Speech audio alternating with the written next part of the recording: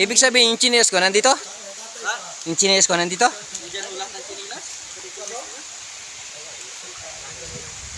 Pag-asa. Yan. Yan po yun po sa amin. Yan, mga kasama ko, kaya uwi na kami. Oh, I love you! Kasi tanghali na. Hi! Yan. Shout out po. Shut up! Wala naman signal. Love you all! Ito po yung naahon namin na pork. All to me. Yan. Medyo tagilid po yung aming laban. Yan.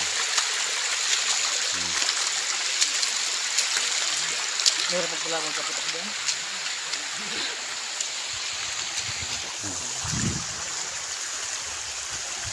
Yan.